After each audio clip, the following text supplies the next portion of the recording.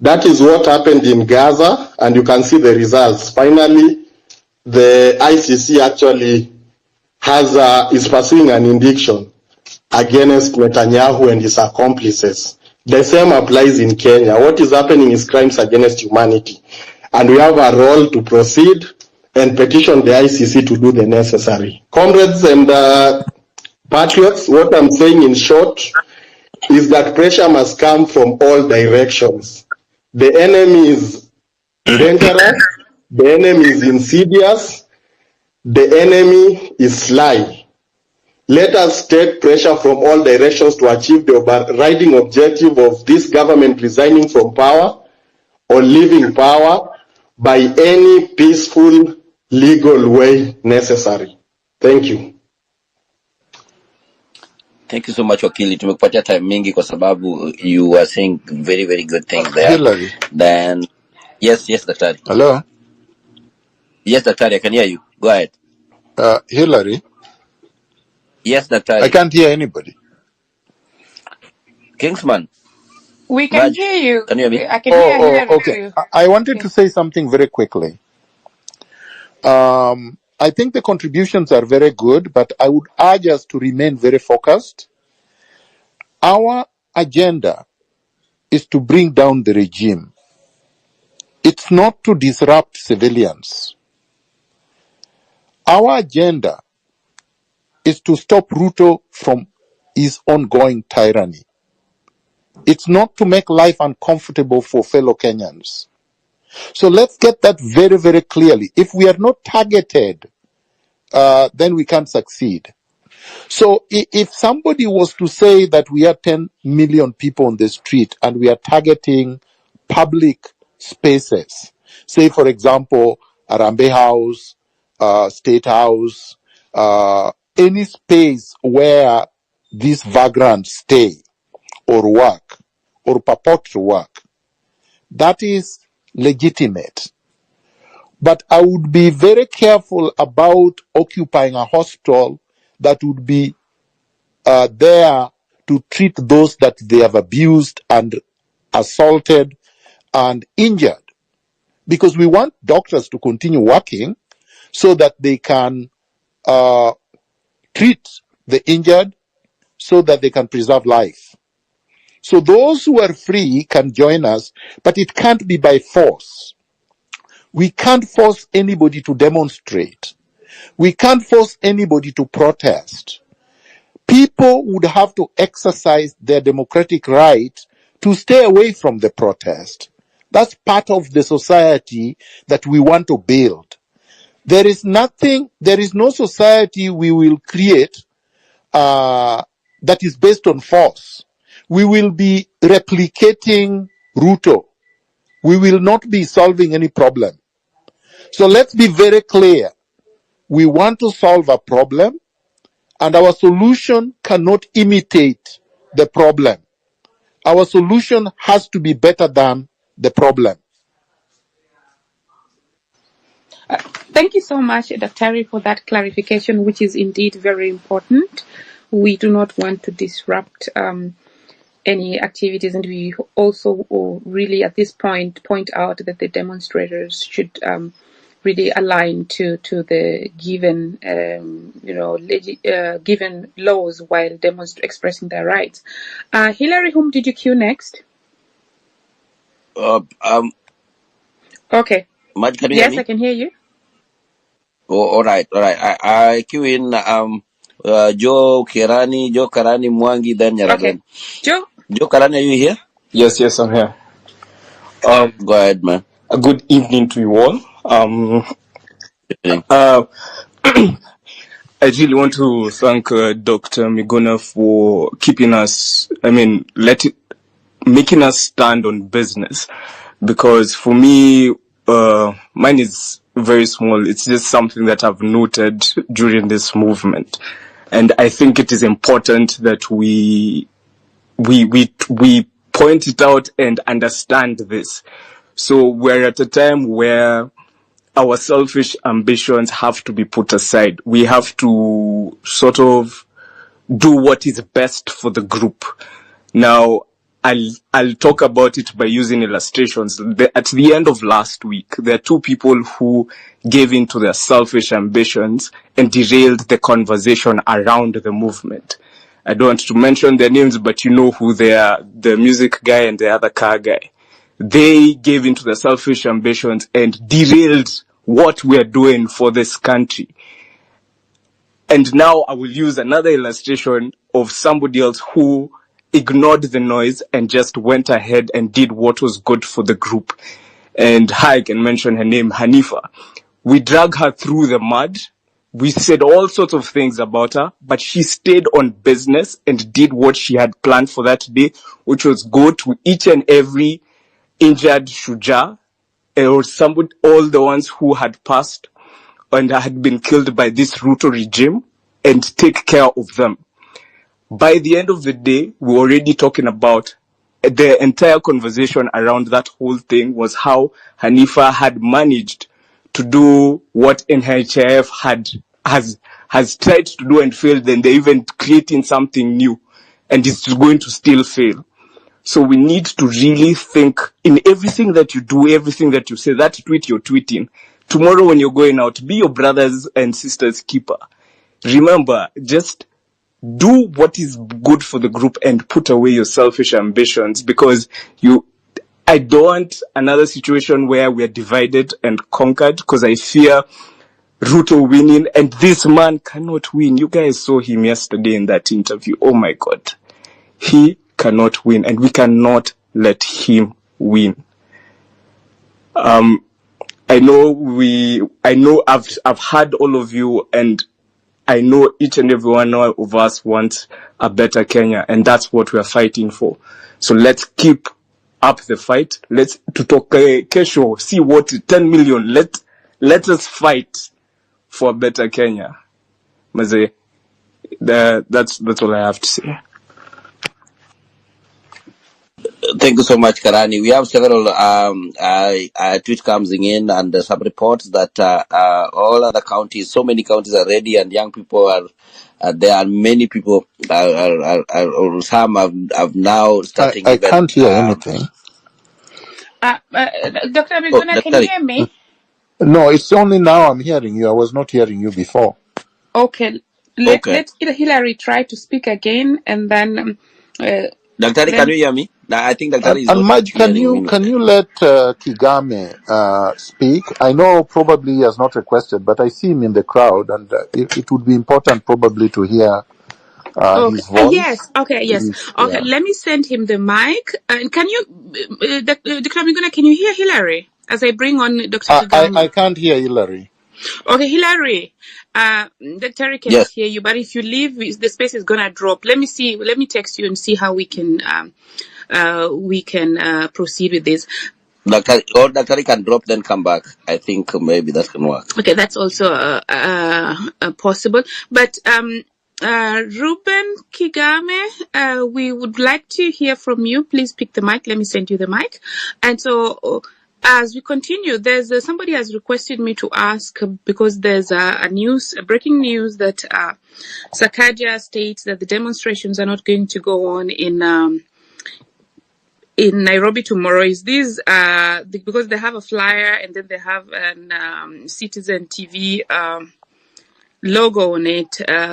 Please, let's take the next 5 minutes to confirm if that is true before we have somebody comment on it. Hillary, who is next? Let's hear that. Mwangi, are you here? Mwangi, Nyaradwen, go ahead. Nyaradwen? Thank you, Hillary, and everyone today on this space. My question, yes, I can see Dr. here. My question was to Dr. Miguna. Dr. I'm happy we are with you today. And we have realized that this war is not only about us. There are infights within the same government. And as our protest has always been peaceful, and I insist we have always been peaceful. Nobody is going to convince me otherwise, because I saw policemen shoot at shops with live rounds. So it is the police, and then there was also some people that came in later, and apparently these people had weapons. But I am sure those people are not Gen Zs. Now, to Daktari, for the sake of protecting ourselves, because myself, I'll have to be on the ground tomorrow, for the sake of protecting ourselves and our young people, there is this infight that is going on between the president and his deputy, and also other people involved, I don't know. And you realize there are chances that maybe these other people, civilians with crude weapons, are sponsored. Right now I'm seeing something going around on the social media.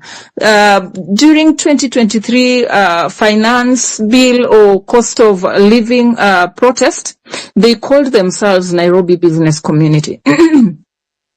Today, they're calling themselves Nairobi Youth Business Community.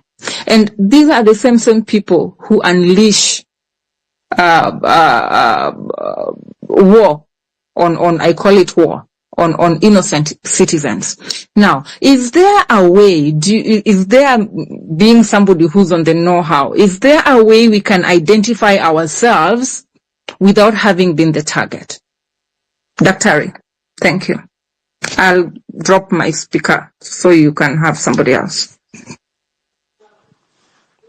Thank you. Yeah, please go on. Yes, thank you. Nyaradwen, I understand what you are saying. Yes, we do have a problem, which normally in political science they basically call elite fracture. So there are divisions within the executive, but that should not concern us. Those are their own problems. We should not care about their problems, and we should not focus on their problems. The people that were sponsored, the people that came with weapons, were sponsored by the same government. I believe these people were Farouk sponsored, they were Oscar Sudi sponsored, they were Ruto sponsored. I think they are using Rigathi Gachagua as a red herring. Rigathi Gachagua is not part of the protests, so they cannot bring him in. He's part of them. He's Ruto's deputy. He appointed him, and he's in government, and he's part of the problem.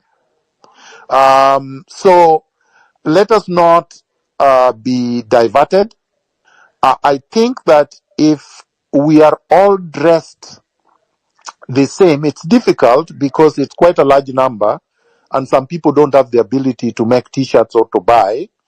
But if we can, I think that dressing in white and black and green were the three colors that were chosen. And for people who can carry the flag, water, everybody should carry water if they can, because it helps with the tear gas. And then just stay together. Don't spread out. Spreading out opens up those who spread out as easy targets of attack.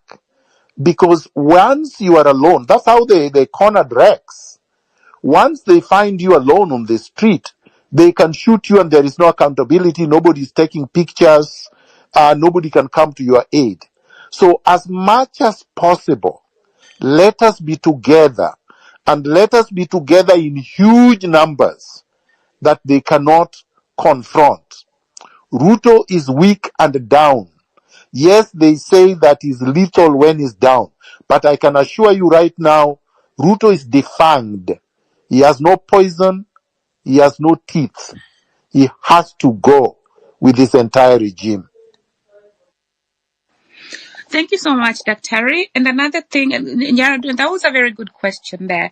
Another thing that I hear people speak about on the streets a lot is that, the division that Yaradwed is expressing now, that they could be fighting each other, which doesn't appear to make sense, because as Daktari rightly says, they're one team. So constitutionally, if one resigns, the other has to go with it. So I think that idea of letting citizens think that they're fighting each other is just a propaganda there to try to bring in the tribe issue again, and just to just bring in divisive aspects into the conversation.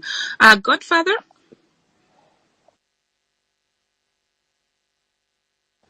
Godfather?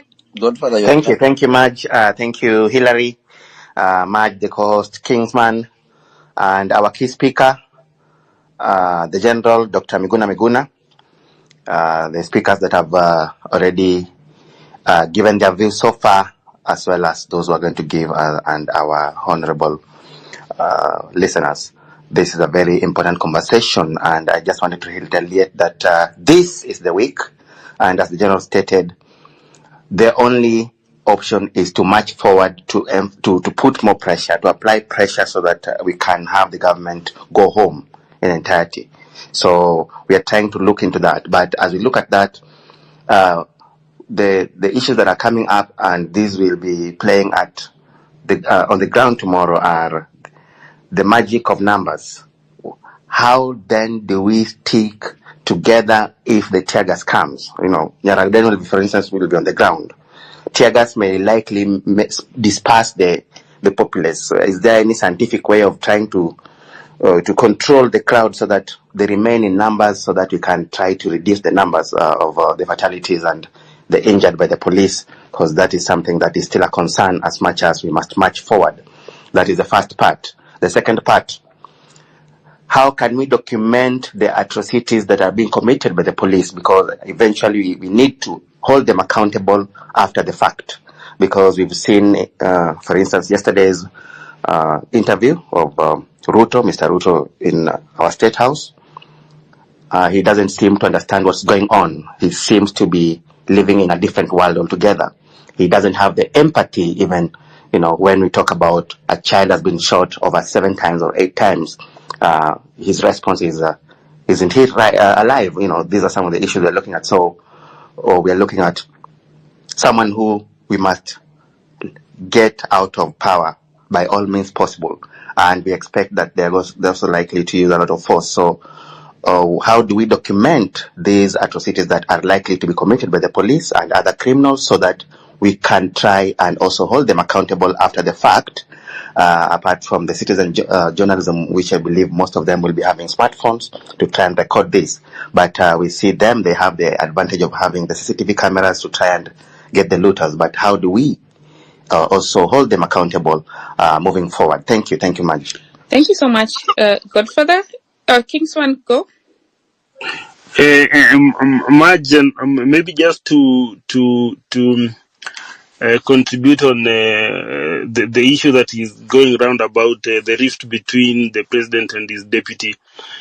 I think that is their problem as KK. And even from my tweets, I've kept on saying that whether, I saw the deputy president saying that his sons didn't approve him supporting the deputy president, then I think those are elite issues and they are not our issues. So whether they already, as a people, we have said we are tired with the KK. So if there is a rift between them, then it is, when they are divided, the easier they fall. So it is better for us as a unit that they keep on having infights, because when they are divided, then it is easier for us to attack.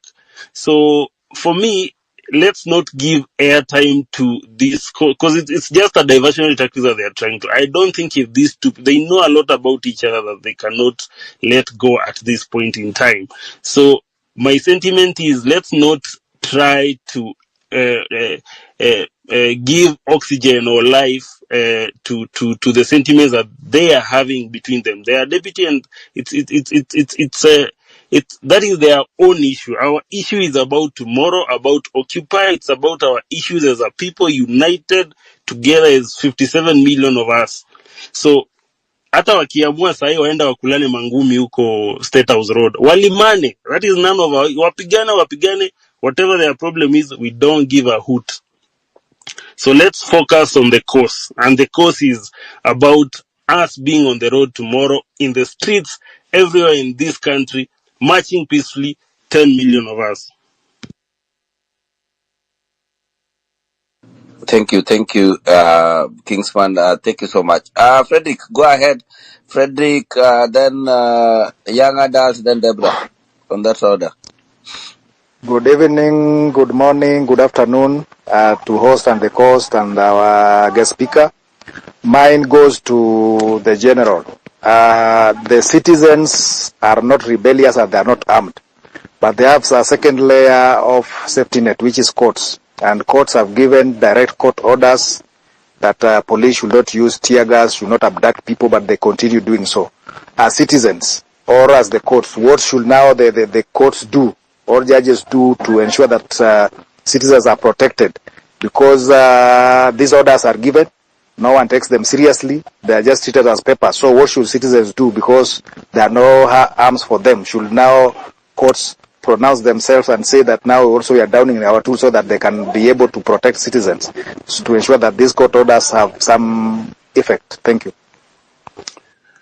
So I can answer that if you allow me. Go ahead, Dr. Hillary. Yeah, Mike, tell him to go ahead. Can you hear me?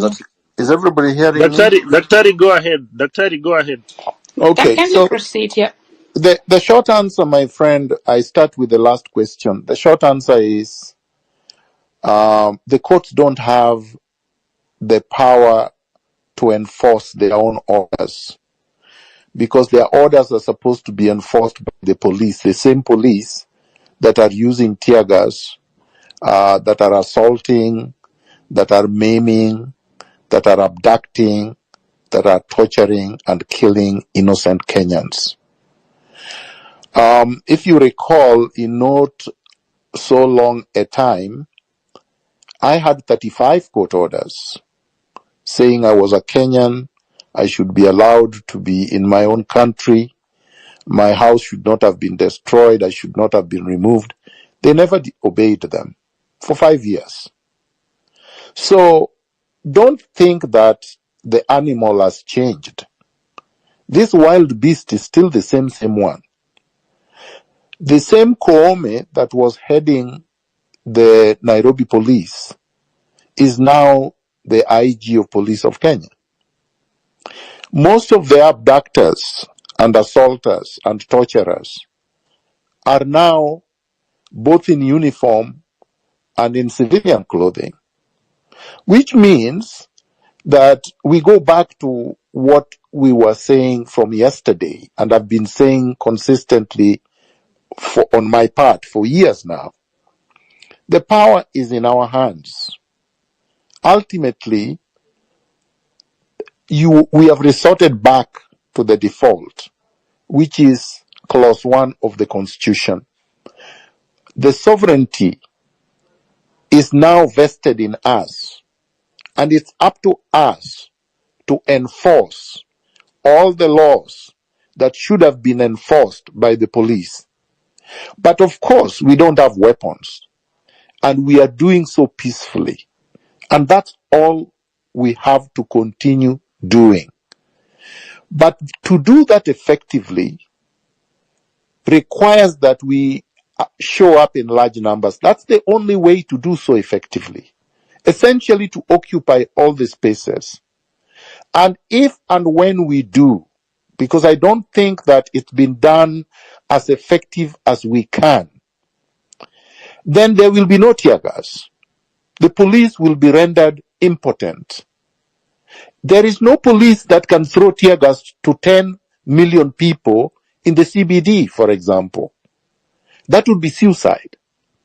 So they won't do it. So the next question was, with respect to, I don't know if it was the fact that they have weapons and we don't, or they can come with weapons and we don't. And I think my answer still remains the same, that if we are 10 million strong, that they won't be able to do that. I think that is where we are. That is what we have to emphasize, that everything relies on the turnout. And if we remain peaceful and people can see a regime shooting at peaceful protesters, the regime loses credibility and legitimacy. Regime falls on its own weight. Even the UN, and we do have people supporting us from all the way from the UN and many of these governments right now, they will denounce the government. It will be a pariah regime, and it will be subject to indictment, and their leaders will be subject to prosecution in many jurisdictions. There are other things that are happening that I will not disclose, but there are other things we are doing. There are other things we must do. So those who work for international organizations that are here and are listening, you know what to do. Those who are practicing law internationally, you know what to do. Many of them are aware of what happened to Pinochet in Spain. Pinochet was the biggest dictator and tyrant in the 1980s and early 90s. And a small magistrate in a small town in Spain arrested Pinochet in Spain. And that was the end. So don't think that Ruto is above the law internationally. He is not, and he knows that. And we are going to deal with him perpendicularly both in Kenya and abroad. Be assured of that. We are not resting, we are not sleeping, and we will not let him go free. We brought down Moi, and he had to accept to bring multipartyism after 24 years. What is Ruto with less than 2 years? So there should be no fear. Some of us don't fear Ruto. I have to disclose, because this I did not disclose yesterday. I have spoken with Ruto myself 4 separate times about tracking, locating, and repatriating money that was stolen by Uhuru Kenyatta and stashed abroad. Because some of us have traced the money, we know where the money is. We know how much it is. And I have told them, this money is more than enough to wipe out the debt that you are complaining about and put Kenya on a trajectory of becoming a first world. And William Ruto has never reverted back to me. He told me once to put it in writing, and I did, and he never responded. So this is not a person we can give a pass. This is not a person we can excuse anymore. Instead of overtaxing Kenyans, we have told him what the solution is. We know where the money is. We know it is in its trillions. We know what the debt of Kenya is. We know this money is capable of wiping the debt and developing Kenya, and you don't have to tax anyone. Not to the level that he's trying to do. And he has refused to do it. Instead, he goes behind our back, cuts deals with people like Matiang'i so that he gets his cut, so that he can bank it in Dubai and other places. We know what they are doing. So I want us to be very, very clear. William Ruto is not capable of being reformed. Thank you. But Daktari, on that same note, I've had a problem about this thing called odious debt. We are being told we owe trillions of billions in terms of dollars. That is like external debt from IMF, from I don't know where. Is it possible we audit everything and then we know the real debt that has been used in development? Because I understand our constitution says that a debt, an external debt, should only be used for development projects, only and only then. There's a Eurobond that came in and it never go to Nairobi. We do not know the whereabouts of that money. I saw the interest mature the other day. I think they paid around 165 billion not long ago. So when we are able to do this, and now Ruto is out of the equation. Daktari, can we get this IMF and everyone, and even ask them if you know the Kenyan constitution, because ignorance is not a defense before a court of law. But If they knew, my brother, to yes, cut Daktari. the long story short, let us not put the cart before the horse. Right now, we should focus on mobilizing and making sure people are safe. And I have said safety is in our numbers. Before we deal with the details of auditing the debt, you will not be able to get the records and be able to record competently until they're out of power. So our agenda right now is to remove Ruto. Then we can do all those other things. Because they have not disclosed this information in a credible manner. For example, they are saying they paid debt this amount. Have you seen the evidence of payment of debt? No, we haven't. They have not published it. They have not shown us the transactions. Another thing is there is money that they have been collecting from, let's say, unclaimed assets. People who just stole money and they are unclaimed. Or money that have been repatriated from people that stole, let's say, Chicken Gate. The money was supposed to have been returned from London, England. We have not seen any evidence of that money, where it went, or even this money that EACC says it keeps recouping or recovering from thieves, or cutting deals and saying that they have gotten 100 or 200, 235 million or whatever, and they have recovered from this or that person. We have not seen any record of any of that. So there is a lot of issues, but we don't want to be lost in all those details. We have to be focused on the superstructure. The superstructure is the dissolution of government, and then the process of reconstituting a new dispensation, a new state, a new republic, so that we can start afresh. Kenya is not an independent state. Kenya is still a colonial state, and Ruto is a puppet of the West. Everything he does on behalf of Washington first and foremost, then London, then the other capitals. Kenya comes, if at all, in the footnotes. You saw it when he spoke yesterday. He couldn't even acknowledge 8 bullets on a minor. He couldn't acknowledge the boy who was killed in Rongai for no reason. He couldn't even acknowledge that. He couldn't acknowledge 24 bodies at the morgue that the Kenya National Commission of Human Rights confirmed they have seen. He got into an argument over that, then got personal with Linus Kaikai over an issue that we know is so personal, and it involves a woman in the 1990s. Ruto is not a leader. Ruto is not a legitimate president and cannot govern. Thank you. Thank you so much, Dr. Thank you so much. Okay, Can I go briefly, Daktari? Who's speaking? Benji. Benji, I'll give you the mic in a few. So I just wanted to say that there are 2 people who have Daktari, can I go briefly? Benji, can you hear Benji, me? please put your hand up. Put your hand up if you want to speak. There are a lot of people who are on the queue, and then you will be given the mic. So as I was saying, there are 2 people who have messaged me now. One of them is requesting Kenyans in Kenya to use VPN while spacing.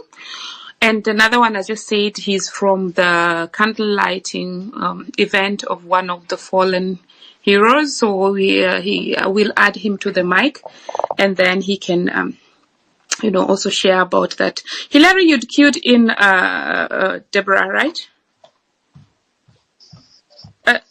Deborah, go ahead. Thank you, Hillary and Marge, for this. I just want to also add a sentiment on the infighting within the government. To me, I think it's a good cop, bad cop. So one cop is a good cop and the other one is a bad cop. So we should not be We should not have any sideshows with that. That's their own problem. Now, a question that I have for Dr. Miguna. We watched when Keter was being abducted. What can the citizen do? Because people were there videotaping. There were cars also there. Could also citizens stop this arrest? You jam, when they have the car, all the citizens jam and say you cannot do this. Or is that dangerous? That's number one, a question for Miguna. Another thing I also want to say, this year is election year in the United States. We need to bombard the State Department with emails, with Twitter, with pictures of the people who have been killed, with pictures of the demo, and also tagging Secretary of State Anthony Blinken. Also Biden, they read these things. You know, they want to be in the good books because in November there's election. So we have an opportune time. Let's put pressure everywhere that we can and tell them what you're doing is wrong. You need to denounce this. You need to denounce people who are being killed on the streets. So that's also how we can put pressure. So thank you very much, and also condolences to the people who've lost their lives. Thanks, Deborah. And now we move to academia. And Dr. you can chime in anytime. Academia, 2 minutes, please. Thank you very much. My 2 minutes. I think the system is rotten to the core, and anything that they are doing, the only option we have is to remove the regime completely, and thereafter we can have a new system that can deal with the questions that people are asking. And because again, you need the state to protect you, and the same state is against you. So what do? You get it out of your way, and then get a state that can protect or can work in the interest of the common man or the interest of the country. So I think that's the most important thing. Secondly, I urge people to turn in large numbers, as Dr. Miguna said. And this Dr. Miguna said long time ago. I used to watch him when I was there, I think first year or second year at the university, on NTV. He used to say that the only way that we can get Kenya on the right is to complete overhaul of the system. And this is the time that we have to use. Otherwise, if we go into the judiciary and all those things, there's a lot of things that happen in judiciary. And therefore, the main focus that we should do now, how do we get the rotten regime out of our way? That is the big question that we have, because you only have one thing to do. One question, how do we get this government out? That is one fundamental thing that we need to do. So everything should revolve around the best way, constitutionally or democratically, whichever way we can get this government out, so that we get what can work for us, because it doesn't work for us. It has never worked for the common man. So this is an installation that was put in place to serve the interest of politicians or politics or other people's interest, not the citizens' interest. As I end, I want to say that there is the first article in the Constitution talks about the power of people and shall be exercised in accordance with the same Constitution that we gave ourselves and the governing authority to exercise everything, but we retain the absolute power.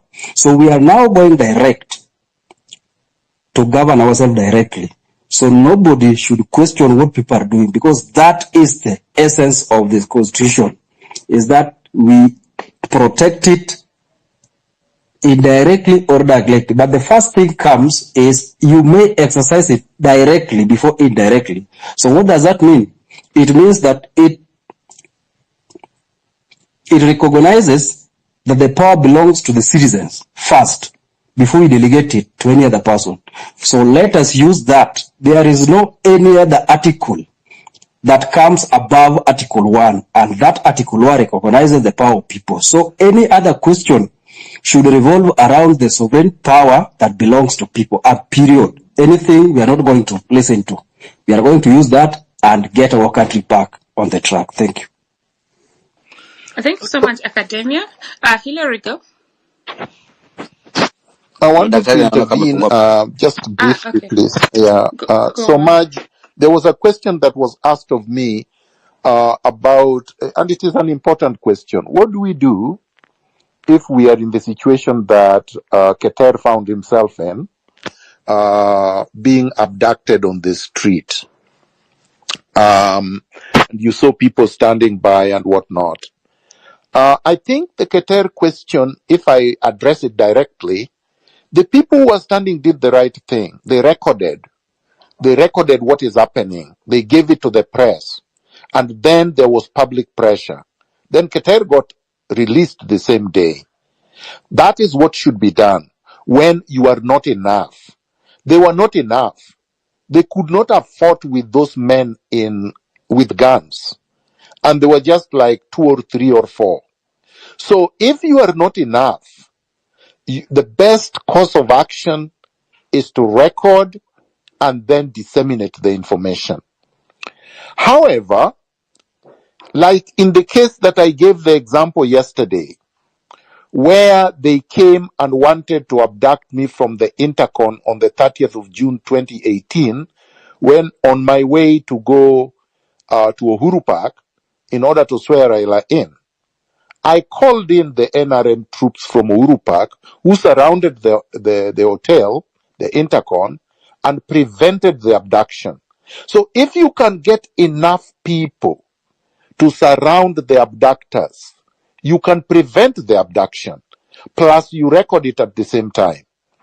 However, if you find yourself in a situation like I found myself in, on the 2nd of February 2018, when they came at 3:30 a.m. in the morning in the darkness, hiding in darkness, broke through my gate, blew through my door, and then wanted to abduct me, the only thing you can do is send messages to people who can then come towards where you are if it is at night, so that they can either try to prevent it or at least record the abduction.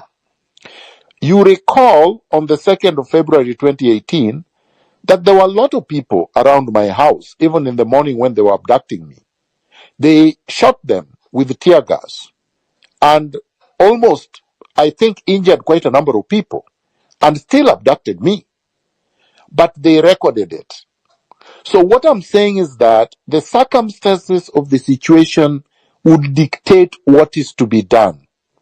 If you are alone, you cannot fight with them with your bare hands. So just record the information. But if you are enough, you can overpower them. That is why the million number plus is important.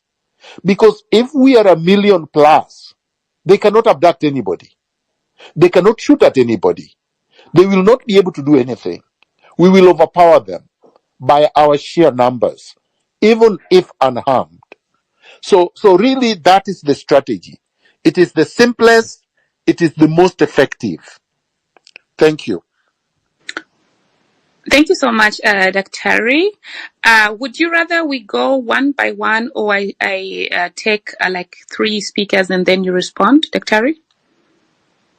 Would you prefer? I think three or 4 would be better. Some of them just want to make comments, so they can go ahead. Okay. So that we can go quickly. Okay, fine. Hamix and then Samuel and Okombo in that order. Hi everyone, are you guys able to hear me? Loud and clear. Yeah, you're good. 2 minutes Thank each, you very please. much. Okay, thank you very much. So my points are very clear. I just want to make some commentary. And Dr. Miguna, you have no idea what you're doing to this movement. You're really emboldening us. I joined the space yesterday and I heard everything. You're very objective, the things that we need to do. We need to be very objective.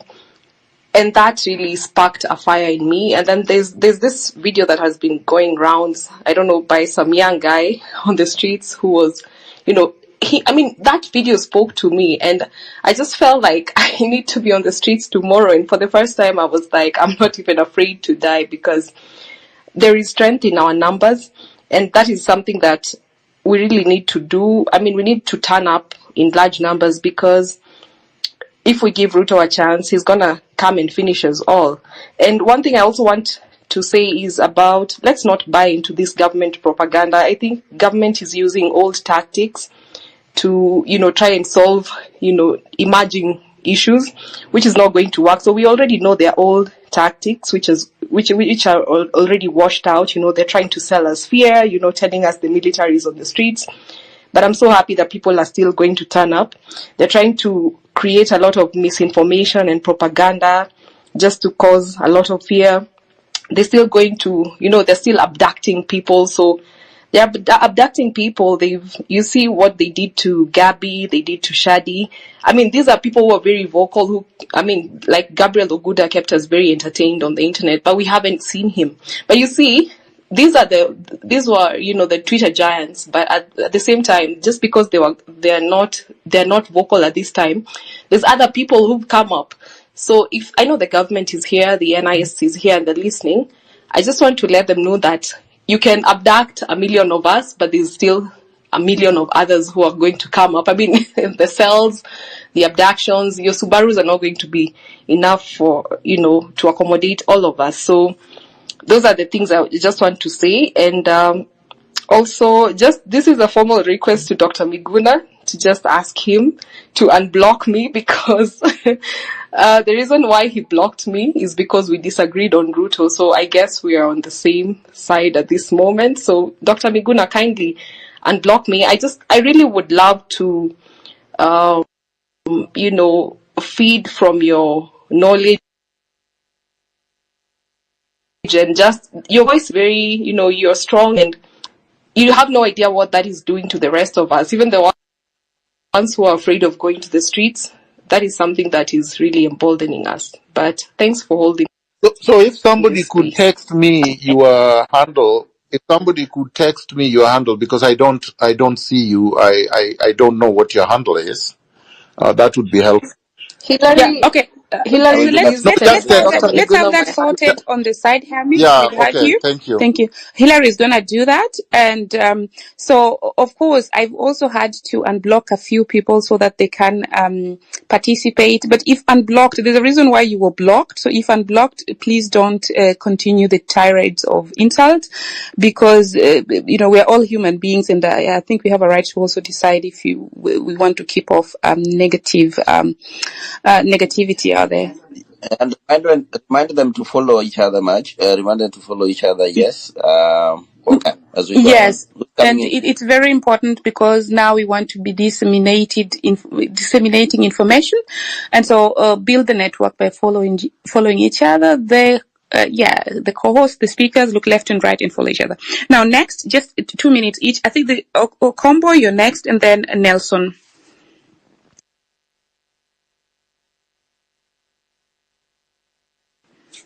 Okombo, can you hear me? Then Nelson, take a go. I think Benji also wanted to speak. I think you should allow him to speak. Yes, I cannot see him. I tried to text him. I cannot see him. Nelson, speak as I try to get Benji on. All right. Mine is not a question, because Dr. Miguna has gone through so much and has explained extensively our action plan, and I allowed him for that. And thank you for being here, because you have been in this fight for a long time and you have experience which most of us do not have, because we are either Gen Zs or millennials, but we have the energy and the courage and the bravery to continue the fight. So thank you for leading the way and showing us, what to do. It's very much needed. My comment is going to be this. What we are experiencing right now in Kenya is referred to as a critical juncture. And critical junctures in history have been the turning point of many countries. There was critical junctures that made industrial revolution possible in England. There was critical junctures in America that made slave trade to end. So and right now Kenya, we are at this point, and it is so important that we use this critical juncture to move our country to the right direction. And as Dr. Miguna says, this is the right opportunity to reboot the country. It's actually the right opportunity to reboot the system, because we have been subjected to a critical juncture where it's like a crossroad. We either go the way we are used to, or we change, we make a complete U-turn. And the whole country is ready for that. It's exactly what we saw in other countries when they had this exact moment, like what we have today. So it's very important for us to seize this moment and to actually change our entire system and lead our country to prosperity, so that Africa can, we can lead Africa, and Africa can follow suit.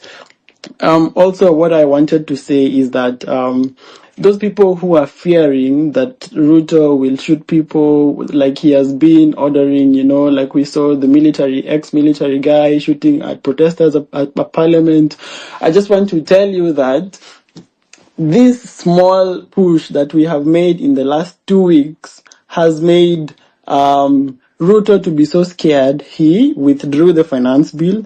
He withdrew the land amendment bill. He has said on record yesterday that he will withdraw the funding to the wives of Kinam Davadi and, those first ladies and all that. Only this pressure has made this change that we have seen. Though it's small, but you can see that what we are doing is not something that is going to waste. So even as, we go towards Ruto must go, just know that it's gonna happen. And this critical juncture is not an isolated case. It is something that has happened in different countries around the world. And so the countries that, they took it in the right way, they actually changed. And it changed their history completely, and they became first world countries. So I just want to encourage everyone. And do not think that just because we are in the diaspora, that's why we are beating the drums of war. No, it's because we have, we love our country. Like for me, I'm in Europe. Every day I walk in the streets, I see how the roads are made, even in the villages, the systems are working, and I'm like, why can't we be like this? This is the moment to make our country to be like that, so that Ruto does not have to send our sons and daughters to Saudi Arabia to become slaves and to be paid minimum wage, because no one in these countries will pay you like they pay themselves. They will pay you minimum wage. And it's even lower than minimum wage, because I saw Ruto was saying some people will be paid $1,500. That's below minimum wage in most countries, like in Europe, in Saudi Arabia. In Saudi Arabia, the salaries are even 10 times higher than in Europe. So if you're being paid $1,500, this is you're a slave. You're a slave. So Ruto is sending Kenyans to become slaves in these countries. Thanks, Nelson. And can we please try to stick to 2 minutes each? And then Will you please give me a chance to speak? Because you gave me a chance, but the mic seems there was a problem. Okay, there's a lot of mic issues. But I think as much as they come back, they need to raise their hands so that So you can not Tabitha just and talk. then Paul, and 2 minutes each. So that, let me explain. Once your 1 minute is over, I'm going to raise my hand, and then that means you only have 1 minute to go. So once you start speaking, kindly check on my profile, at least for time orientation, because there are many people who are waiting. And let me try to add Benji again. I don't know what's wrong with his handle. He dropped again. Tabitha and then Paul. No, there was Wakili. Tabitha and then MC Wakili. Yeah. Thank you very much, Marge. I hope you can hear me all. Can you hear Tabi? Yeah, go ahead. I come from Siaya County. I am so happy that at such a point we are having a conversation that is creating change and is going to create impact in what you'd like to see in terms of governance and how things should run in Kenya. I have a question to Dr. Miguna. On Thursday last week, I was preparing to host a summit for the youth in Siaya County. And I was, as I was going through the town, and there was the protest by the youth in our county, and I witnessed a shooting of one youth by the police in Siaya town, as one person who was trying to ask questions of why would you shoot a young person who's really protesting about the very hard situation of life, and the youth was just crying that they have graduated, they don't have employment, and the police ganged up, and the people who surrounded me were saying that there had to be one person to die for the youth to, calm down and, try to do these things in an orderly way. So as a person who felt agitated, what can I really do? Because I really feel that if it is not addressed, then many other youth are in the process, even in the next protests, are going to have this kind of fatalities. They're going to perhaps be shot dead again. And yet what they're asking for, and what we are really asking for as the young people, is a transformative way of governance and our issues to be heard. So how do we move from here? And what is the role of the general community? Because I believe that we have a role to play. So how do you deal with such a situation where others feel like it's vindicated or it's okay that the police had to use one youth so that other youths could stop being rowdy as they claim? How do you deal with this? Thank you so much, Tabitha. Maybe Benji can go, and then Dr. will answer those questions. Benji, over to you. Much obliged. Thank you, everybody. Thanks, Dr. Miguna, my friend. I just want to express my deep disappointment. Is it talking really much? Nobody's speaking. No, Benji is speaking, but I think somebody is tampering with your mic as the host. But you cannot drop, because if you drop, Okay. you're gonna the whole space is gonna drop. He is indeed speaking. I'll text you what you can do. But Benji, please proceed. All right. Yes, Right. madam. I was just saying that I'm deeply disappointed and, to be honest, extremely concerned. Here is a country in a deep crisis of the president's own making. We have now, for more than 2 weeks, just been completely inside of a revolution. We are on international news in every channel. Al Jazeera have done a documentary. Unarmed youth are being shot. Parliament has been banned. The Chief Justice's office has been banned. Ruto gave an interview yesterday. It is now 24 hours. Ruto seems paralyzed and trapped. I don't understand what his problem is, because it is obvious even to a child that from the beginning we had issues at vetting of the cabinet, at selection of such nominated parliamentarians as Karen Nyamu. The finance bill, even from things like not just adding taxes on Pampers and whatnot, but even adding taxes on wheelchairs. Ruto pretty much doubled the price of gasoline. The G2G model was actually my initial suggestion at TV47. I just don't understand. Is Ruto under siege himself? Because 24 hours later, he's literally unable to say, okay, Njuguna Ndungu drafted this thing. We obviously have issues with Mithika Linturi because of the fertilizer, etc., etc., etc. What is the problem? Why can't he do anything at all? Maybe Miguna can help. And I'm sure Dr. Miguna will explain that this is impunity. But especially for those of us who supported him, because this was not the agreement. This is not why we helped the deputy president then. So this is just a concern I wanted to express. And then secondly, the behavior of the police. And maybe if I could just, I'm able to get a lot of, sourcing and whatnot. So it's very difficult now to massacre Kenyans. So this is actually, last week was the safest. To take an action and get, a proper regime change in effect. It's very difficult to massacre. The Pope has called, the UN has written, Anthony Blinken has written. This is like everything he had cultivated on this image has just been lost overnight. So to massacre is very difficult. Maybe lastly, the last concern I would like to especially express to constitutional lawyers like Miguna and just people who are active citizens out here like myself and others, Cheretich and whatnot, is if he goes, which it looks like he will, let us really have a strong voice to avoid confusion, to avoid opportunism. Because what happened in Sudan, then you have a transitional, task force of sorts, then it fights with itself, then the military has to take it, then the military starts having divisions, etc. So let's put some thought into that, so that then the transitional instrument gives us an opportunity to start afresh. We have problems at every level, but the good news is that they're solvable problems. Those of us who've been activists for a long time, we've been talking this language for years.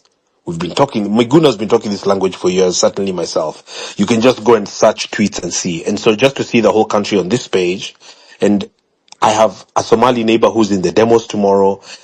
Actually, let me put it this way. I don't know anyone who is not going to demonstrations. And it just feels like we're living in another world. And the president brought this upon himself. He is still, I don't know, is he under siege? What is he waiting for? It's just unbelievable. But let's keep being the voices of reason. Fear has no factor in really anything. I mean, someone just dies once. And a successful country, as the guys in diaspora are saying, you travel out and you see, and you live out there and you see what highways look like, and what a city council looks like, and what a governor should be like, what a senator should be. And then you run into someone like Kimani Kuria and all these guys. I mean, Moses Kuria asked us, Chimba Kisima Yako, when they are adding fuel. This is unforgivable. And so some of us were really happy that finally Kenyans are angry enough and we cannot all be dismissed as keyboard warriors. Thanks and God bless everybody. God bless Kenya. Thank you. Thanks so much, Benji. I think Daktari will take over. Kingspan, not unless you want to say something briefly before it. Yeah, I just wanted to put something across what was Benji was asking. I think Benji Daktari has already said that. You see, we've already rolled. So the aim here is first to get this person out of. He needs to go, and I think today we are exercising our power directly as a people. If you see on the comment side, we've put on Article 1 of our Constitution, and then they have said that there are two ways in which we can exercise our power as the people. That is through the elected members, that is the national government and then the county government. And then we can also exercise our power directly. So that is the course. I believe all of us are on the same page. So first of all is tomorrow we are exercising our power as a people, legally, constitutionally, to ensure that Ruto goes. After Ruto goes, then these other things will just come later. As someone said earlier, we are on a juncture moment. This is an historical moment. These are 1963, 1964 moments. Yeah, thank you very much. So I will start with what Deborah was commenting on regarding bombarding for people who are in the diaspora or people who are capable of reaching the puppet controllers, the puppet owners in the Western Hemisphere. This is exactly what I said yesterday. I said, if you can reach them by email, do so. If you can reach them by phone, do so. Bombard them completely. And as I said earlier today, if you are capable of drafting petitions or drafting any instrument for purposes of bringing them and also Ruto to account anywhere in the world, go ahead and do so. We encourage you strongly to do so. It's quite effective. If you are capable of picketing or demonstrating for those who are in the diaspora, in Washington and other places, do so. Make sure the world hears you. To my friend Benji, the problem is Ruto. The problem is not his advisors. The problem are not his employees or anybody else. There was a time I spoke with a friend of his and a confidant of his. And I asked, what is the problem? Why would Ruto hire this kind of people? Why would Ruto hire Mithika Linturi or Aisha Jumwa or Moses Kuria or any of these dunderheads that would not be able to write their names on a full scap? Some of them are so drunk 24 hours that they wouldn't be able to do anything, even in the offices. And the guy told me, I asked him the same question, particularly when he appointed so-and-so. I'm not going to say the name, but the appointment was so ridiculous. And Ruto looked up to him and told him, first of all, who appointed you my advisor? Essentially saying, you're my friend, but you're not my advisor. Secondly, who told you I appointed them to work? In other words, Ruto says he's the only one who is supposed to do everything, and these people are supposed to be puppeteers who follow his direction. So whatever has happened, he has directed. Whatever has gone wrong, he has approved, authorized, and directed. He is the problem. He thinks he knows everything and he knows what. He thinks that Kenya is a chicken coop that he can micromanage. A country is too big, too complex to be micromanaged by an individual who does not know his left from his right to begin with. Being eloquent is not knowledge, and we must disabuse him of this. A country, even if you are the most intelligent, you wouldn't have enough hours to be able to dispense your knowledge on every sector in every sphere. So Ruto is the problem. And then the regime he put in place must fall with him because he brought them up and they have failed us. So I believe I'm answering Benji in a way that we are dealing with a psychopath. We are dealing with I wouldn't even call him a demagogue. He's worse than a demagogue. There is no English word to describe Ruto right now. He has metamorphosed into something too dangerous, too complicated to be understood even by Ruto himself, as we could see when he was being interviewed. So we are past redemption. We are into reconstruction, replacement, and punishment. Unless he decides on his own just to go into exile, in which case we can also bring him back. But as it is right now, he should resign, apologize to the Kenyan people, and maybe we may forgive him after he has brought back all the money that he has looted. But there should be no reverse gear. We are moving forward. Ruto has violated so many provisions of the Constitution, starting with the Chapter 6, integrity. The integrity provisions have been peed on and defecated on. And there is nothing that we are going to do about it unless we remove him. And he's not capable of cleaning himself.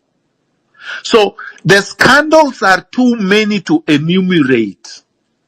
They happen every day, and it is almost as if he does it so that you wouldn't know where to start. Because would you really start with the fake fertilizer? Or would you start with the scandal about edible oils? Or would you start with the housing levy? Or would you start with the 700 million for every infrastructural development, 700 billion for every infrastructural development that they have so that they can steal? Or should we start with Farouk and his thugs, or Oscar Sudi? What is it? There are too many to enumerate. His foreign policy is in complete chaos. He's the only African leader supporting the genocide in Palestine. Like, that's just not forgivable. He's the only one supporting the genocide in Sudan. He supports Hemdet, who leads the Janjaweeds in Sudan, because Hemdet gives him access to the gold deposits in Sudan. I mean, we can go on and on. Ruto is irredeemable.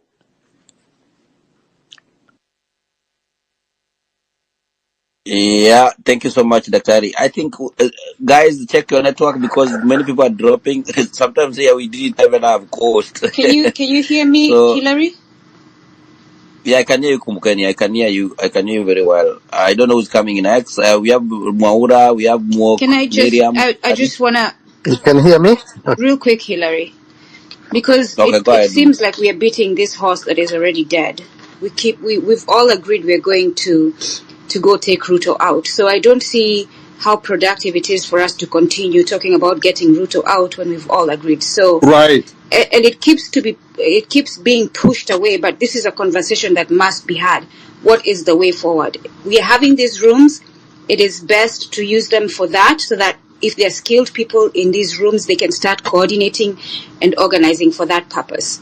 The other thing too that's not being addressed is the white elephant, the huge, no pun intended, white elephant of foreign interference that is not being addressed and keeps being pushed away when it is a very important factor in building a secure and sovereign nation moving forward. So please, if we can move the conversation towards those two things. Asante. But Madam Host, I thought we dealt with the way forward yesterday, and I thought we generally agreed. I'm not sure what the problem is, unless somebody has I another idea. can confirm your position, Daktari. No, but I've not had any contrary position. Then let's have a briefing of it. Why don't we have a briefing for those who didn't hear? Because clearly I didn't hear it. Let's have a briefing. What hurts in us having a But briefing? were you here yesterday? I didn't hear way forward yesterday. There was a comprehensive way forward yesterday, and it's even on my X handle. Really, if we are going to go back on what we discussed yesterday, we will not be able to move ahead. So here is my question. Published, let me finish. Okay. I've published a 2-page document, which is on my handle, summarizing what we discussed yesterday. I understand that, but right. It still does not address the issue of foreign interference. I have listened to you, I have read it, it's still not addressing that. In fact, we continue to talk about let's do protests, let's force these foreign entities to. These foreign entities are intentionally doing this to us, so there's no going to ask. No. I think you are taking us back. Let me address I'm not. Once and for all. No, hold on. Please, Kumbukeni. No. With all due respect, thank you, Hillary, for taking charge. Let us not divert. If you want to talk about foreign interference completely, we can have a space for that. Miguna was invited for this, and let's keep to the topic. I know that there are people who have different agendas, and they want to push them at all costs. This is not the place for it. Create a space, invite us, we're going to come to discuss that topic, in accordance to our priorities also. That was an issue that was also raised here yesterday. Dr. Miguna talked about it. And yesterday, the space was exclusively about the way forward, which Dr. Miguna actually intensively explained and has, as he says now, also put up documentation. If you have other agendas to all the speakers here that you want to fuel, please go ahead. It's a free world. Just don't do it in this space. Now, Madge, yes. Madge, let me put that question to rest. And I'm sorry we have to do it, but we're going to do some of these things over and over again. You're not going to address foreign intervention or foreign interference if you're not in charge of your government. If the foreigners have captured your government and it becomes their puppet, the only recourse you have as an intelligent human being is to replace the puppet. You are not going to be able to deal with a foreigner you have no access to that is interfering with a third party you have control over. You deal with the agent or your employee you have control over. You fire him or her. And that's what we are doing. The moment we fire Ruto, which is what we are doing tomorrow, then that foreign interest or the interference will end. Because then we make sure that we don't get it anymore. We deal with the issues. The logistics of dealing with management of our foreign affairs or dealing with affairs of state will be dealt with by the National Transitional Authority together with the public and everybody else. So let's not get into these other side issues. The main issue is removing Ruto. The logistics of doing that people can present on the table. How do we get to the CBD, for example? That's a good question. Where do we congregate? What do we chant? Do we go to State House? These are things that people can talk about. How about people in other places like Mombasa, Malindi, Mandera? Which spheres, which public spaces should we occupy? These are things we can discuss and agree on. Yes, they will pour the police there, but if we are there in our numbers, the police will not be able to do anything. Thank you much. Thank you so much, Daktari. And now we move to Maura and then Mariam Rose in that order. 2 minutes each, please. Mook, I saw you. I skipped you. You go right directly after Miriam and then Abdi and then Daktari will answer your questions. Over to you, Maura. Okay, thank you, Maj. Thank you for the space and thank you, Henry. I just have one question to Daktari. It is somehow a constitutional question. Now, I knew before the 2010 constitution came into place, the president could dissolve the parliament, that he could defer the vice president, but that one is no longer possible in the new constitution. Now, Daktari Miguna, does the current constitution of 2010 envision a situation whereby, like now, we want to remove Ruto, and then he has to resign, and his government has to resign? Is there an article that can take care of that? And the reason is this. If now tomorrow, if Ruto gets the heat too much and he resigns, what happens next? Who dissolve the parliament, the cabinet he can dissolve, but who dissolve the parliament and the governors and such? And what does the constitution say about that? Can you try to clear that to clear that one for me, Dr. Miguna? Because I know about the old constitution, but for this one, I don't know whether that's a situation. The constitution invasion is such a situation. Thank you, Dr. I'll jump in quickly. Okay. Clause 1 of the Constitution gives the citizens of Kenya power to take power and exercise it directly from their elected representatives whom they have donated power to under the Constitution. So which means the people can say Ruto and his entire government are fired and they should tender in their resignation. Or they can say you have deemed that they have already resigned when you occupy these public spaces and say nothing will go on, there will be no government until they vacate your offices. Those are our offices. State House is ours, not Ruto's. Arambe House is ours, not Ruto's. All government offices belong to the people. And we can tell them to leave, which is what we plan to do tomorrow. And that is done under Clause 1 of the Constitution. Thank you. Thank you so much, Daktari. Miriam, over to you. Thank you for the opportunity. So I have 3 things. One, I wanted to just make an observation. It's something I felt. It's a feeling I had when I was in these spaces this evening, and there was a lot of energy. I'm very empathic. There's a lot of agitation and restlessness, but it's in our favor, I should say. I actually strongly believe we shall win. We don't until 2027. Ruto and the system will be overturned, and we will be the case that the rest of Africa is going to look up to. So I just wanted to make that observation. There's a lot of energy, agitation, and restlessness in the air right now. And then as far as what Kumbukeni was asking about way forward, so how I can also state it is that what Dr. did yesterday was give us, what I hear is that there's a concept paper. It's a concept. And I like that he's actually mentioned that we need on the ground, vitu kwa ground, how will we do this? Are we meeting in City Park? Are we meeting in Uhuru Park?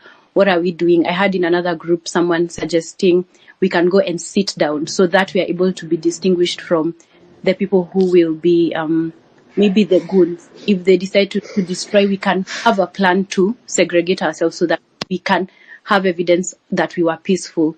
So yeah, it's true. I agree with Kumbukeni to some extent that we need tangible way forward.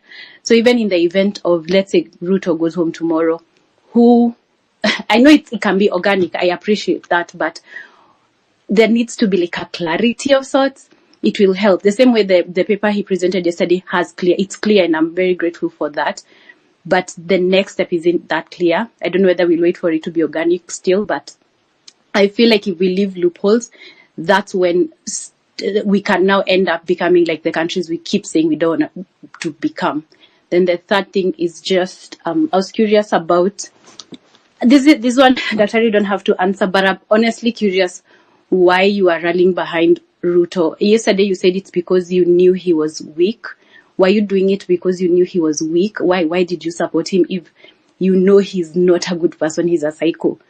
And then the last thing is, I wanted to just mention that, like I said, I'm empathic, I'm very spiritual, into the spiritual world, and I know that energies are energies. You can't deny there is that part of life as well. And what me and a group of us have been doing is raising the vibration through chanting. I have a space on Twitter. I invite you to chant and raise the vibration, because positive vibration will also chip into the cause. It will also contribute to this cause, because positivity is positivity no matter how it's done. So if anyone is interested, just hit me up. Thank you. Thank you. Thank you. And Matt, yes. yeah, as you come in, there's a question that was asked by a lady. I can't hear you. Yeah, you Go ahead. can completely not hear Hillary. That's okay. Somebody who's listening now is trying to tamper with the space. Please, we are going to try to find out after all this has settled. It always leaves traces. So that the first thing they always do is to make sure that the host does not hear people, but the host cannot leave, because if the host leaves, the space drops. Hilary, that's why you cannot hear, Dr. cannot hear you. I can hear everybody, but Yeah, but can I just answer the lady quickly? Yes, please. Because I don't think she understood me, and I want to be able to be understood. And I'm not sure why, because I thought I communicate effectively. But sometimes if somebody has refused to understand you, there is nothing you can do. All you can do is try to explain, but if they refuse, I really am not bothered. Number one, and I'm addressing the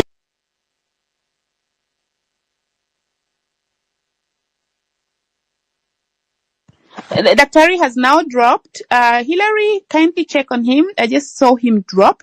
So, but as I put in the other person, in the next person to speak, he dropped while he was speaking. So it's not like he really, let's see how he comes back. Hillary, can you please check with him?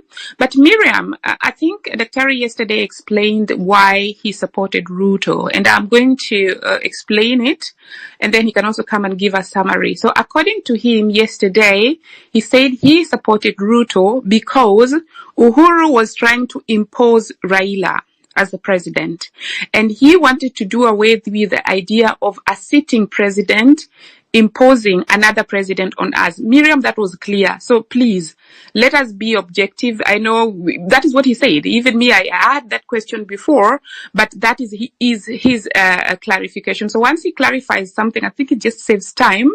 When the things is clarified, we don't put him through answering again.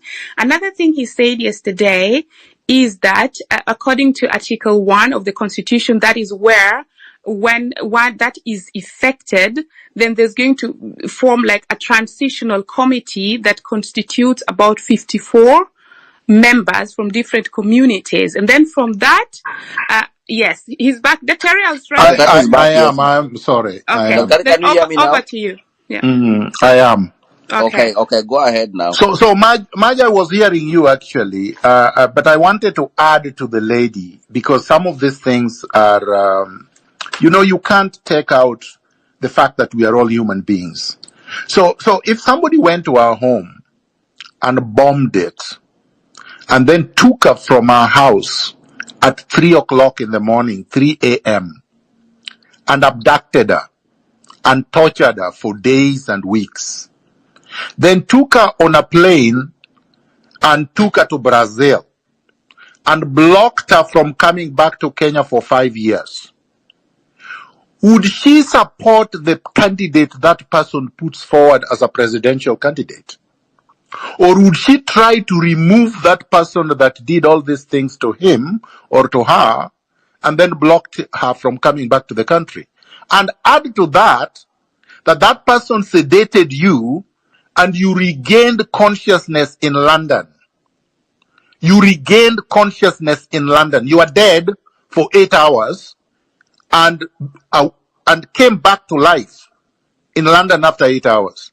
Some of these questions are like Ruto yesterday. In fact, people who speak like that to me, I consider them pathological psychopaths, just like Ruto. Because it's like you don't want me to behave like a human being. How do you have the audacity to challenge my choice of trying to replace the people who did this to me? Because I'm a human being. They did this to me. And this person who did this to me had declared, and their supporters like you had declared, that if they won the election, I would never be able to step onto the soil of Kenya. I would only come back as a corpse. So let us be honest with ourselves. Let us be objective. And above all, let us try to exhibit some humanity. Because I know many of you have never been tortured. Many of you have never been abducted. Many of you have never been locked up or locked up of the country. To be locked out of your country for 5 years is worse than being jailed at committee. And many of you have not and will never go through that. And yet, I did not surrender. I did not go to Uhuru and say, forgive me. I did not do what Raila did, go and get money and keep quiet. And I've not kept quiet up to today. You owe me a thank you. Thank you. Thank you so much. Thank you for clarifying, because I'm not against you. I always follow you. It's just good to... No, Miriam, can you please proceed? So that when I'm able to... Miriam, okay. You're muted. Maj, thank you so much. Maj, there's one question I think that I didn't answer. There's a lady came here called Tabitha. She asked about, when she was mobilizing youth in Sia County. And then, one was shot and being scared and everything. I don't know. Can you retract the same question? Yeah, I can. And the answer is the same answer I gave to Nyaradwen. Every circumstance dictates a different response.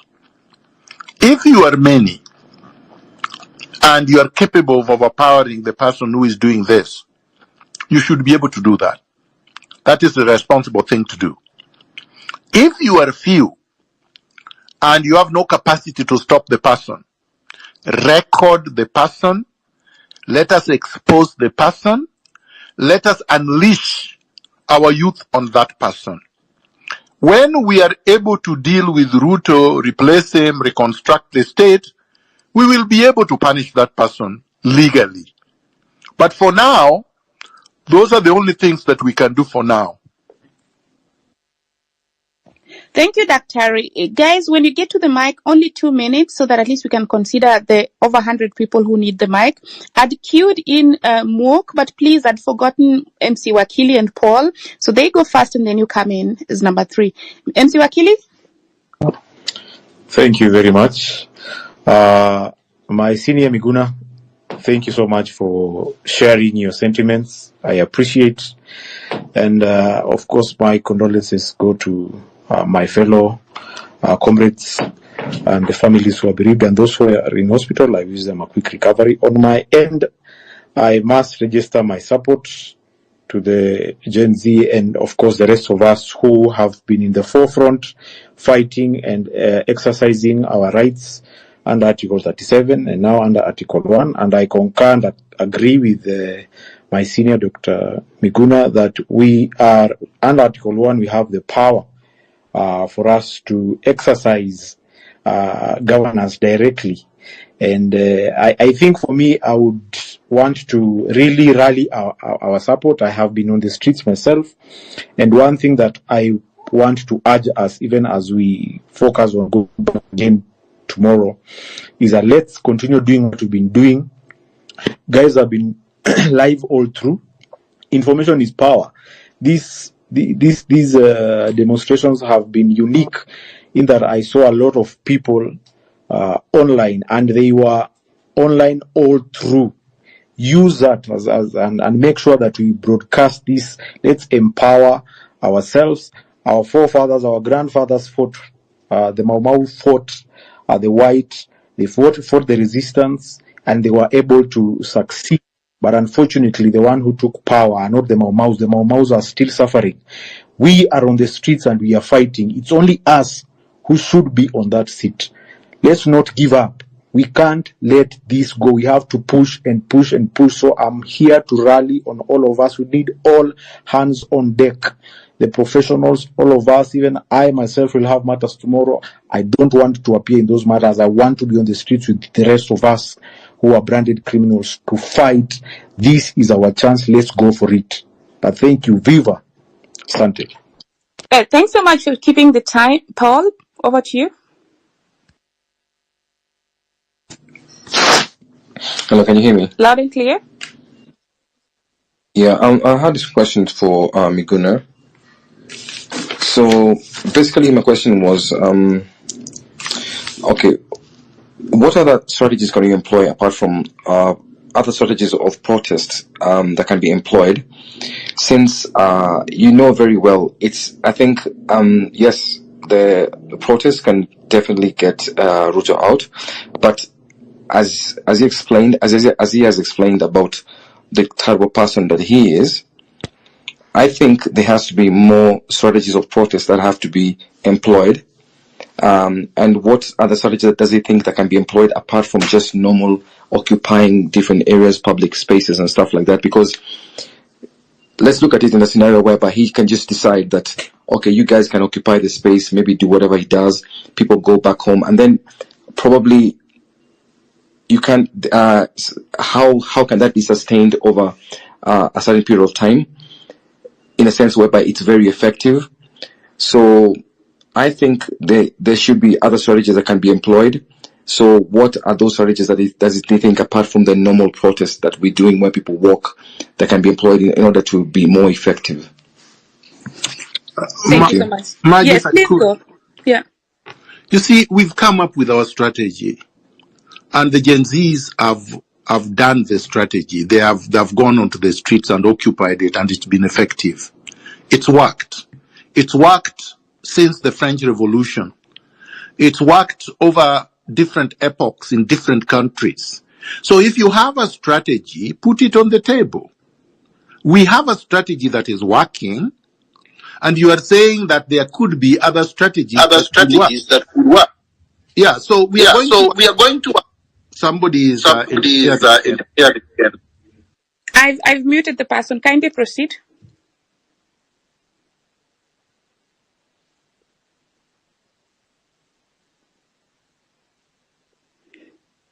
Kindly proceed. I muted the person. Terry. I'm saying this is the strategy that we have. This is the strategy that has worked over the centuries in different countries, different continents. This is the strategy that has worked in Kenya since 2 weeks ago. So there is no reason to adopt another strategy. If you have a superior strategy, and you think ours is inferior, then you better present it to the people. Ours is working. Present yours. Thank you.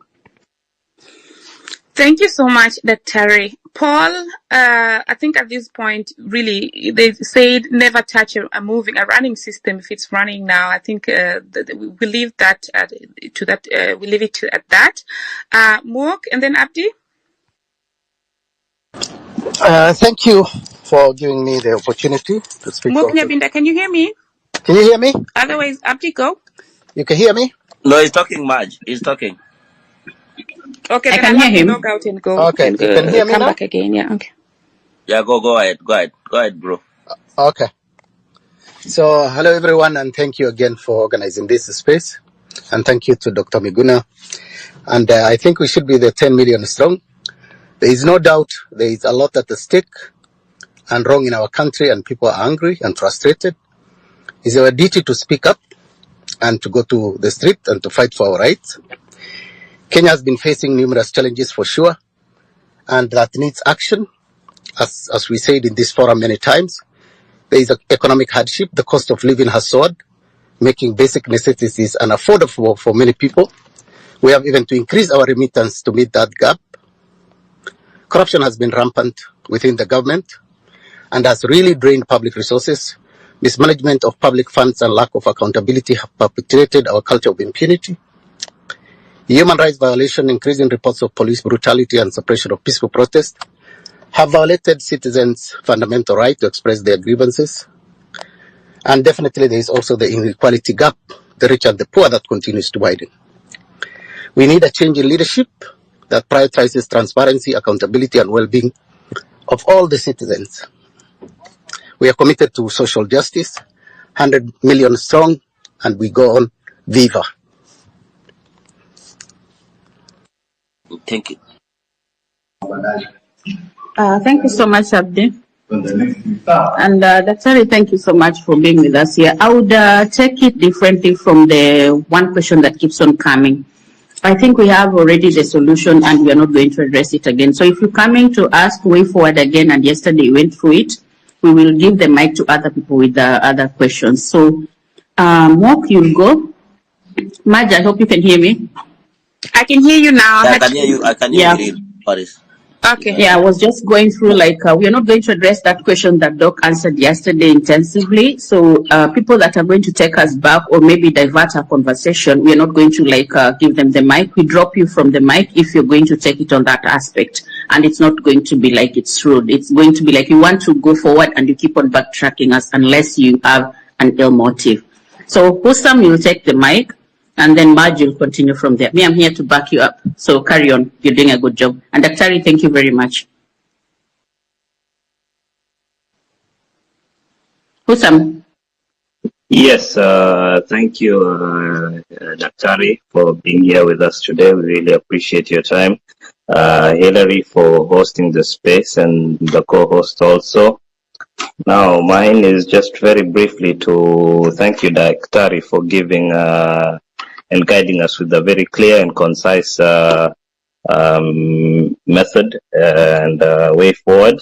I think there's a lot of noise and many distractions with regards to the discourse which is currently going on. You know, there are very many diversionary discourses which are currently being propagated at the moment, and we really appreciate that, Daktari.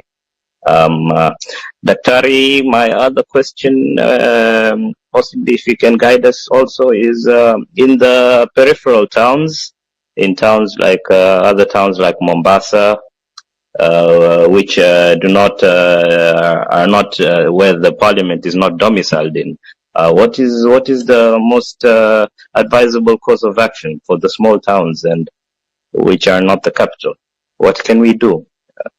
Just briefly, if you can guide us on that. And Santeni Sana, if everybody can turn up tomorrow, I'd like to wish all Kenyans very happy Mandamano and condolences to everybody who has lost their relatives and to our foreign comrades. Back to you. Maj, thank you very much. Let me be brief. I think Kenyans have done us proud in the last 2 weeks. They have held protests everywhere. Protests have been held. I have videos of even little children who probably are not even 10 singing in the villages, Ruto must go, Ruto must go. So it's caught fire and it's everywhere. Let's make it that way. Those in Mombasa know where to congregate and protest in the loudest terms possible so that they can be heard. And we let it be organic the way that it's been. They will choose where to go, where to hold protests, how to hold the protests, and then they will go and come back. If possible, if it was possible logistically, the most effective way would have been to occupy one place in the CBD and not leave for the entire period until Ruto falls.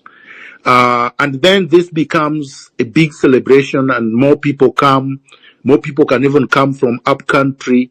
But we leave it to the Gen Zs on the ground to decide whether that is what they are going to do or they are going to do it one day at a time.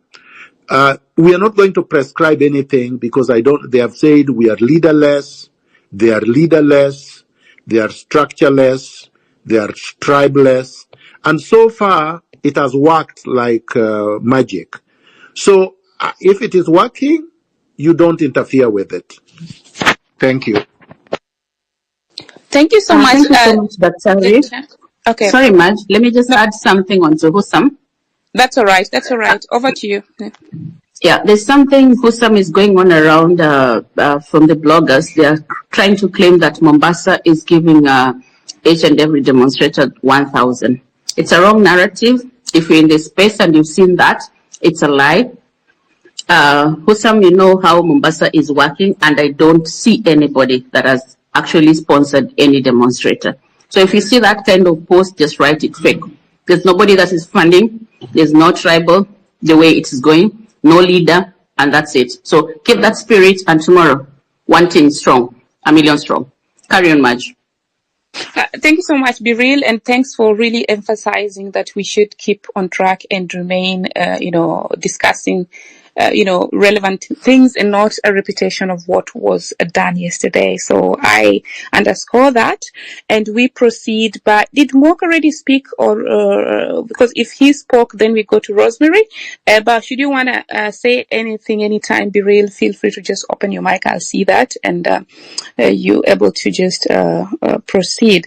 And Margie, could we close it soon? Because I think going on too long is also not counterproductive. So shall we close it at the end, at the top of the hour? I believe so that people can also rest. And go.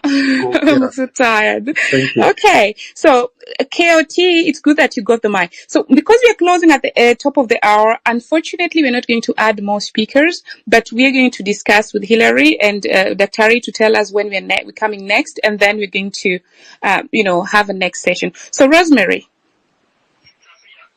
Thank you so much. Can you all hear me? Nambari 5, unajua yeye ndo yuko kwenye mtima wa beki. Yes. Hello, can you all hear me? Yeah, there was some interruption, but now everything is all right. Kindly proceed. Thank you so much, Maj and Hillary and Be Real for doing this. And Dr. Miguna, we salute you. I'll take only about a minute because you guys are stopping, and I want others also to get a chance to be able to speak. I have been on the X Spaces for a long time. Maj and Hillary, you remember all that. We were in the doldrums. I mean, all of us have gone through this. We're very proud of the generation Z. Now, Dr. Miguna, I sympathize with you. I pray for you on what you went through. I can tell you, even your enemies did not like what happened to you. Well, all of us, we are not boarding. That is one of the hashtags that we've used. And why am I bringing it up? Probably this is not said enough. Some of the good points that you've brought up, we must applaud them. But some of the negativity that you've also brought up, we must also say. One of the negativity, and probably this may be personal, and really it doesn't matter. It is important to also take valid criticism. Sometimes you come on very strongly, and your language sometimes leaves a lot to be desired. So I'll just stop at that. But, having pushed the Ruto narrative because you were unhappy with Uhuru and this and that, and he was imposing another leader, this is not neither here nor there. And it's not a question of, you're going to either now say all negative things because I've said this. No. Let's just we are all brothers and sisters. Sote ni wa Kenya. Whether you live in Canada, I live in the US, nyumbani Kenya is home, and we are very proud. Now, let me come back to some of the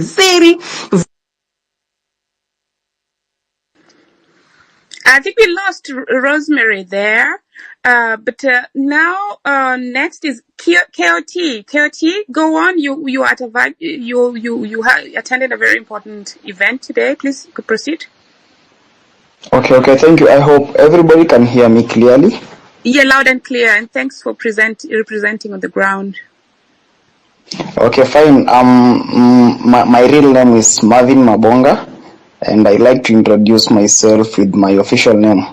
Is KOT speaking currently, and today at around 8 p.m. we gathered at Kahawa Wendani stage to remember and honor our fallen comrade by the name Mike. Just a few days ago, Mike had buried his father, but only to face an ultimate death from a police bullet in Nakuru. So, because we gathered there, and of course, Mike was not just a friend or a brother to us. He was a warrior fighting for the freedom and rights for our country. Of course, his commitment to justice and his unwavering courage serves as an inspiration, because on that day in Nakuru, Mike has been working here in. Move a little closer to the mic, please. I'm saying that on last week when he was protesting in Nakuru, Mike was shot dead, and he received 3 bullets. Where he couldn't make it to the hospital, he was pronounced dead. And of course, we lit the candles in his memory so as to keep his spirit alive and to remind ourselves of the work that still needs to be done. His sacrifice, of course, will not go in vain. And at the moment, as the Gen Z, we say that may his soul rest in peace.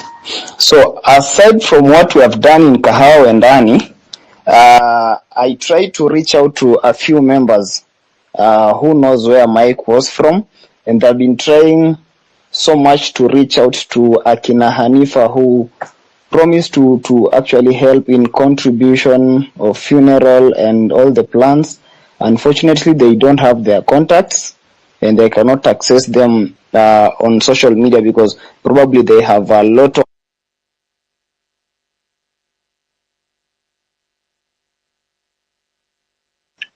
I'm sorry to do that.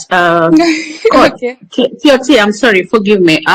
We really had a guest, and I'll address you differently, like separately on this. Kindly allow me. We need Daktari to wind up so that we can close with Daktari, and then you can have A or B. So if you don't have a question, I'll allow you to stick on the mic. But if you don't have a question for Daktari, hold on, please be real. Kindly, yes. I think he's looking for ways of having the compensation, or there was a money that was being collected, and Hanifa stated that they cannot pay out without reports from the post-mortem reports.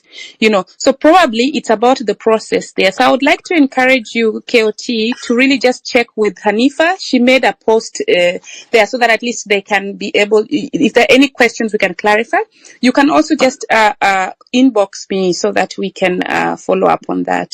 Is that fine, Yeah, that's why I KOT? said we do it differently. That I also have the contact, and then we'll try to address it differently, so that we don't have to hold up Daktari. That's why I wanted him to Okay. hold it Thank up. you. Back to you. Is that okay, KOT? Are you okay with Yeah, that? sure. Yeah, sure. Yeah, There is kindly. no harm actually. We'll help you out in that, and then so that the family can be compensated because the money was already out. We just need to wind up with the people with questions so that you can release Daktari. He's been here for a while, and we want to respect his time so that when we invite him again, he can actually come back. So if you don't have a question, I'll take it from here kindly. If you have a question, just give me a hand up. But if you have a comment, we'll take it after Daktari has left. Can we all agree on that? So if you have a question, give me your hand up. Moses, take the mic, and then Kingsman. Moses, Thank you go so ahead. much. Thank you so much, Marge and Hilary and Beryl for this opportunity. It's been so long being in the spaces. But I've actually been following the conversation since the onset of these peaceful demonstrations. And so far, we've seen how it started peacefully and to the violence coming in, causing a lot of chaos and a lot of unnecessary saga. So the only thing I really want to direct to Daktari, it's based on a letter that actually also has been making rounds online. And still in regards to the letter, I want also to maybe get clarifications on maybe what can be done. I remember last demonstrations, there's this thing that is really going on, and I feel it's really time that we come and address it.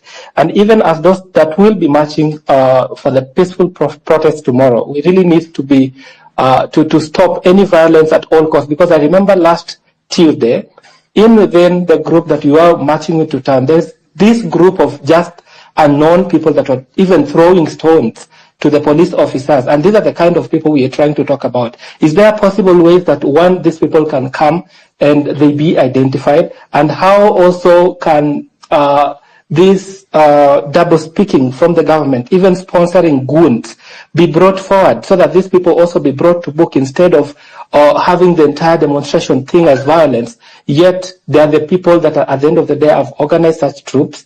And lastly, how possible, how valid is the letter that is really coming from the Office of the Director of Public Prosecution that is so much talking about applying the full force? What really happens to the perpetrators? What really happens to those that are already victims to this? And with the letter, is it really valid? Is it really constitutional that such statement would come at this particular time where other families are mourning, others are nursing injuries caused by the same police officers? Because all we know, it is the same officers that caused all this havoc in the streets, and nobody, a civilian, really came and shot a peaceful protester if it's not the officer. And then now this is coming to be. And finally, I'm so sorry, Dr. Miguna, I've really followed up your conversation, and I totally agree and understand with your take on coming and standing with us, which I'm so thankful and so grateful about. It's been a lesson to most of us. And I would also kindly request, I know at some point we were not together in one party and you ended up blocking me. Kindly, I would really request that you forgive me on that so that we all flow in the same course. And I'll be also updated on your information that are so impactful that you share on your space. Thank you so much. Thanks. So, Kingsman, your question, and then Daktari will close. Mine is not a question. Okay. Thank you, Mark, for that. Yeah. Mine is not a question. It's just an update on. I've seen there are numbers that have been updated. Anti-finance bill protest: 39 killed, 361 injured. Deaths in Nairobi 17, was in Gishu Eldoret, that is 4, Nakuru 3, Mombasa 3, Kajiado 3, Kisumu 2, Laikipia 1, Narok 1, Kakamega 1, Kisii 1, Siaya 1, Kiambu 1, Nandi 1. Enforced or involuntary disappearances 32, arrest of protesters 627. So I just wanted to bring that up to speed so that when Daktari makes his closing remarks, you can maybe comment on that. Thank you so much. Over to you, Daktari. Thank you very much, Marge and the other co-hosts, and thank everybody else who joined the space. The struggle continues. I will be quite brief. Regarding the goons that have been hired or that just joined because they are criminals, they want to loot, I think the best course of action, there are two. One, use your cameras, use your phones, take pictures of the people that are implicated, and let's use our spaces to be able to expose them and hand them over to the public. So that's number one. And or hand them over when eventually we have an accountable system to a system and a process that can bring justice to the people. Two, if they are few and you are many, overpower them and stop them from doing what they are doing. Yeah, just overpower them. Tie them up, leave them in the streets. That would be a punishment to them. Because, and of course, you take their pictures too. So those are the only two things that you can do with respect to these thugs. You can't distract from what you are doing to address the issue of the thugs. If they are not stopping the demonstrations and they are simply looting, but they have left the roads open for you, keep on marching. Don't be distracted. Keep on marching.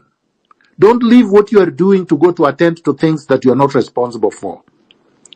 Because you are not law enforcement officers, and the ones we have are goons. Number two, the issue of the issue of the Director of Public Prosecutions and the letter that purportedly circulating, if it is genuine, should be ignored. Completely ignore any letters, whether it is from the Attorney General, whether it is from the Director of Public Prosecutions, whether it is from the IG, whether it is from Ruto, just ignore it. You are the bosses. Power is in your hands. There is nothing they can do. They cannot arrest 54 million people. And those who are arrested should contact the LSK. I am glad that the president of the LSK, Mr. Odhiambo, has been very active, very supportive of the popular revolution, and has had hundreds of advocates there to assist anyone that needs assistance in court. Let's utilize that goodwill 100%. I would like to encourage everyone to remain peaceful. I would like everyone to be together. I would like everyone to dress distinctively in black, in white, in green. And I hope that we are going to achieve what we have set out to do. Viva, good luck, God bless you. Thank you so much, Daktari, for finding time to be with us and also heading up the squad and the team to make sure that in the morning all of us on the road and doing something. And if you're not ready to die, just remain in your sleep. If it's not a joke, but also let us be peaceful as much as we can. Let us be together as a team. Let us have everything that is possible. Let us small flags is being coordinated. Some people will have flags in town, Nairobi. Then the team will share those small flags that are very, very key. That one keeps you. And whoever doesn't have uniform and come to capture you, that is a thief. That is a thug. Don't allow a civilian to arrest you, because you pay the taxes for those people to be in uniform. So anybody who doesn't have a uniform, that is a what? That is a thug. And I think that's the way to go. And I thank you so much, guys, for being here for that. Actually, Hillary, that point you're making is very, very important. Because I don't think Kenyans understand this. In the West, all over the world, arrests can only be executed by people in uniform. There is no arrest that happens with people who are wearing civilian clothing. Anybody purporting to be arresting someone and they are not wearing uniform is committing an abduction. So those are not police officers as far as we are concerned. We had Ruto saying they're police officers. They can investigate. Those are undercover. They can investigate as undercover, but they cannot execute an arrest legitimately. Thank you very much, Hillary, for raising that.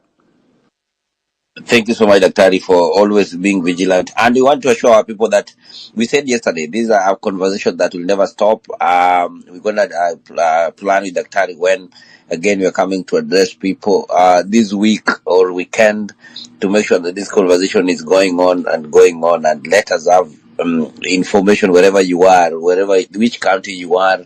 I know now, Migori, Wargangari, I can see Mutembei, I can see Nyeri, people are Meru. Everywhere I can see everybody saying that we are ready to go, and some are not even in a sleep. They are in overnight burning the night here. We're just waiting to get to the road. But make sure you're in a group, you're in a team, and be ready, guys. I want to I want to be relevant today, but I know you guys gonna kill me. I want to close this one, then we can